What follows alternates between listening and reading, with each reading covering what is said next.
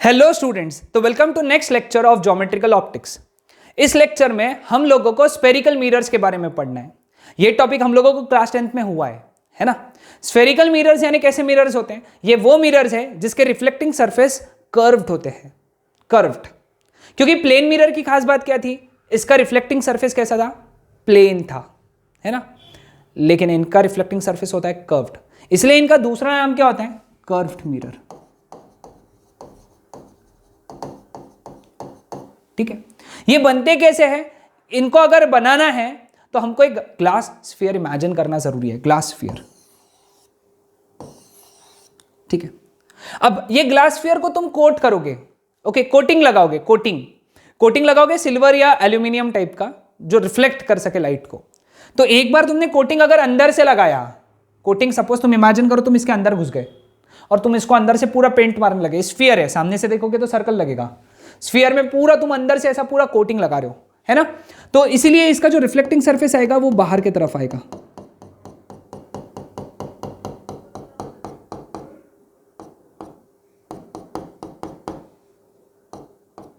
ठीक है, तो इसका रिफ्लेक्टिंग सरफेस बाहर की तरफ है। और इमेजिन करो इसको तुमने बाहर से कोट किया तो इसका रिफ्लेक्टिंग सरफेस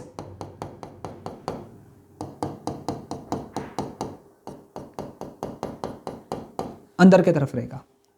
ठीक है, अब तुम इसको जिस तरीके से काटोगे, एक तो इस तरीके से काट सकते हो या फिर इस तरीके से काट सकते हो, है ना। सपोज तुमने ये स्फीयर को इस तरीके से काट दिया, सीधा ऐसा काट दिया, तो तुमको एक टुकड़ा मिल गया ऐसा सी शेप का। तुम अगर सामने से देखोगे तो सी शेप का दिखेगा, तुम अगर इधर आके दिखोगे ना तो तुमको ये इस तरीके से दिखेगा, ऐसा, है ना। तो ये हो गया इसका रिफ्लेक्टिंग सरफेस। ओके, और ये हो गया इसका पॉलिश्ड सरफेस। कौन सा सरफेस? Polished surface. ठीक है, अब तुमने इसको ये मिरर को काटा, है ना। अब ये वाला सरफेस कौन सा हो गया? रिफ्लेक्टिंग सरफेस हो गया। और ये वाला सरफेस हो गया पॉलिश्ड सरफेस। ठीक है, पॉलिश्ड। Clear with this? समझ में आया? Polished surface. अब रिफ्लेक्टिंग सरफेस, पॉलिश्ड सरफेस। अब तुम यहां क्या देख रहे हो? इसका रिफ्लेक्टिंग सरफेस कर्व्ड इनवर्ड्स है, अंदर की तरफ कर्व्ड है, ओके। और पॉलिश बाहर से है, आउटसाइड, सॉरी, इसका याद रखना, आउटसाइड से पॉलिश किया और इसको इनसाइड से पॉलिश किया। ठीक है, ये पॉलिश याद रखने का जरूरत नहीं है, सबसे मेन याद रखना है रिफ्लेक्टिंग सरफेस। अगर रिफ्लेक्टिंग सरफेस कर्व्ड इनवर्ड्स है तो हम लोग इसको कॉनकेव मिरर कहते हैं। तो ऐसा मिरर जिसका रिफ्लेक्टिंग सरफेस अंदर के तरफ कर्व्ड है, अंदर के तरफ, उसको हम लोग क्या कहते हैं? Concave mirror. ऐसा मिरर जिसका रिफ्लेक्टिंग सरफेस बाहर के तरफ कर्व्ड है, देखो बाहर के तरफ, तो कर्व्ड आउटवर्ड्स, तो ऐसे मिरर को हम लोग कॉन्वेक्स मिरर कहते हैं। क्या कहते हैं? Convex mirror. ठीक है, समझ में आया सबको? ओके, तो ये सब शॉर्ट में लिख लो, एक जगह पे स्क्रिबल डाउन कर लो, बाकी मेन नोट्स ये है।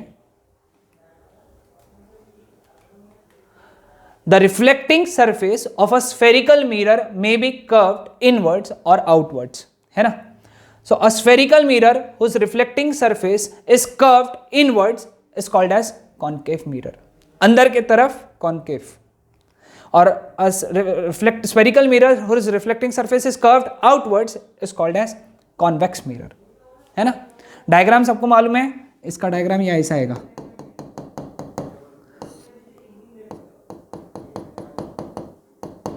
इसका डायग्राम ऐसा आएगा। ठीक है, now terms related with spherical mirror, सबसे इंपॉर्टेंट लेक्चर है ये, ओके, सबसे इंपॉर्टेंट लेक्चर। अब देखो, सबसे पहली चीज, सबसे पहला टर्म जो हम लोग पढ़ने जा रहे हैं वो है pole. The centre of the reflecting surface of a spherical mirror is called as pole, it is represented by P, है ना। अब मैंने तुमको बताया कि सामने से तुमको ये सी दिखता है, लेकिन जब तुम इधर आके देखोगे तो तुमको ये सर्कल दिखेगा, है ना। एक तो सर्कल ऐसा आएगा कॉन्वेक्स, नहीं तो सर्कल ऐसा आएगा कॉनकेव। इसका जो सेंटर रहेगा, centre, that is known as pole. Okay जब तुम इधर से देखोगे तो centre of the spherical mirror is known as pole, P से डिनोट करते हैं। सेकेंड, नाउ एक साथ में आ रही है, sorry the centre of the sphere of which the reflecting surface forms a part is called a center of curvature. It is represented by C, है ना। अब जैसे एक्सप्लेन करता हूं मैं, देखो यहां पे, अब ये सपोज एक अपना मिरर है, कौन सा मिरर है बताओ, बताओ इसको कौन सा मिरर है, ये हमारा है कॉन्वेक्स मिरर, है ना। ये कॉन्वेक्स मिरर इस स्फीयर का हिस्सा था, तो इस स्फीयर का जो सेंटर है, स्फीयर का सेंटर, वो मिरर का सेंटर ऑफ कर्वेचर, मिरर का सेंटर ऑफ कर्वेचर, ठीक है। तो ये कौन सा मिरर था, कॉन्वेक्स, तो कॉन्वेक्स मिरर का सेंटर ऑफ कर्वेचर उसके पीछे रहेगा।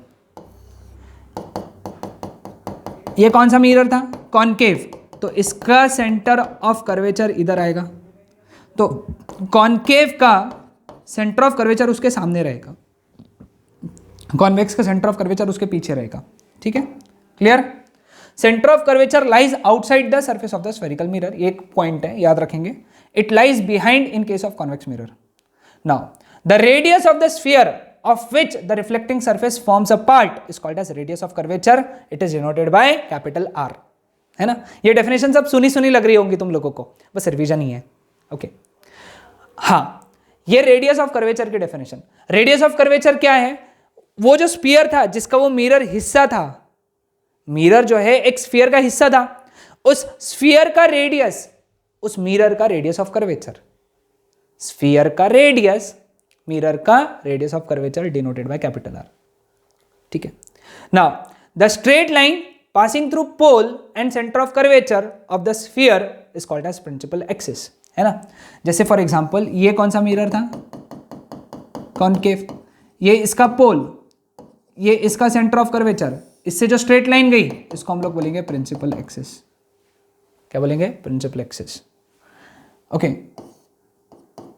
ये कौन सा मिरर था, कॉन्वेक्स मिरर, ये उसका पोल, सॉरी पोल, ये उसका सेंटर ऑफ कर्वेचर, इससे जो स्ट्रेट लाइन गई उसको क्या बोलेंगे, प्रिंसिपल एक्सिस, ठीक है, समझ में आया सबको, okay. Next, terms related to spherical mirror का अगला part, the rays travelling parallel to principal axis after reflection meets at a point on a principal axis.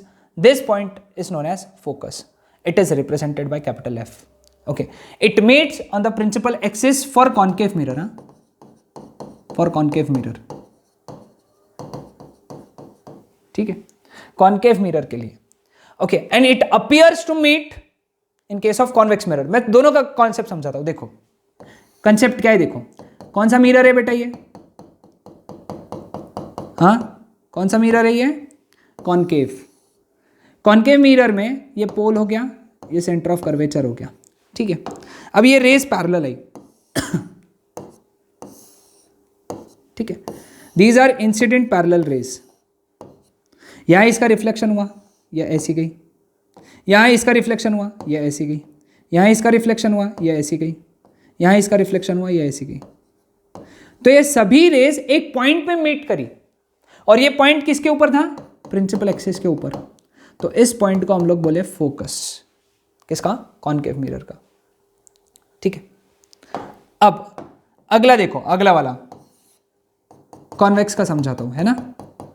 ये हमारा कौन सा मिरर है, कॉन्वेक्स मिरर, ये है प्रिंसिपल एक्सिस, ये है सेंटर ऑफ कर्वेचर, ठीक है। अब देखो रेज आई पैरेलल,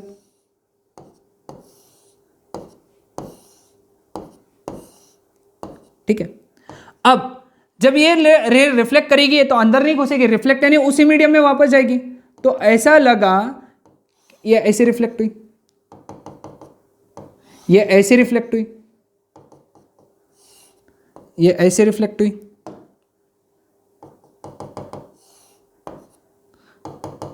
और ये इस तरीके से रिफ्लेक्ट हुई। ये देखो, ये पहली रिफ्लेक्टेड रे, दूसरे रिफ्लेक्टेड रे, तीसरी रिफ्लेक्टेड रे, चौथे रिफ्लेक्टेड रे।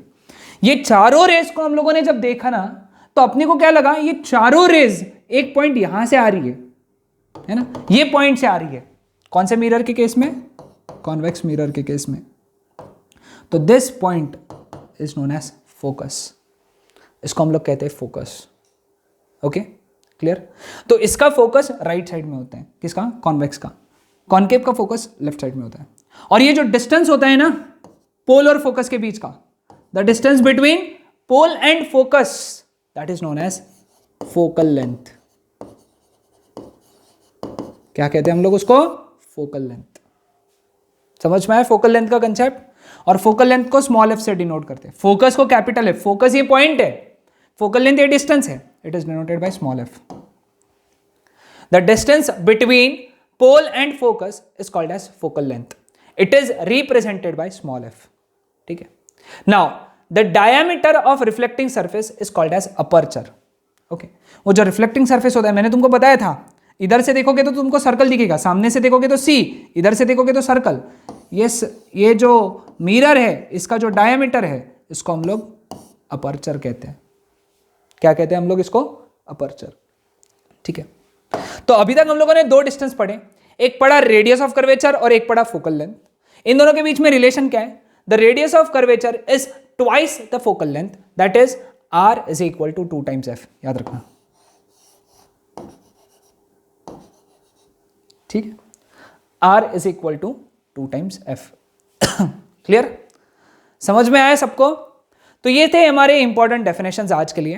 ये सारे इंपॉर्टेंट डेफिनेशंस याद रखना है तुमको, नोट डाउन करके रखना है। अगर तुम्हारे को लगता है कि तुमने इसको नोट डाउन करना है तो इसको नोट डाउन करके रखो। ओके, तो नेक्स्ट लेक्चर में हम लोग इसके बारे में पढ़ेंगे आगे का part, which is image formation by concave mirror and convex mirror. क्योंकि सिंस ये मिरर है तो ये क्या करेंगे? इमेज फॉर्म करेंगे। तो ये इमेज कैसे फॉर्म करेंगे, कॉन्केव मिरर कैसा बनाएगा, कॉन्वेक्स मिरर कैसा बनाएगा, ये टॉपिक पढ़ेंगे। Okay, that's it.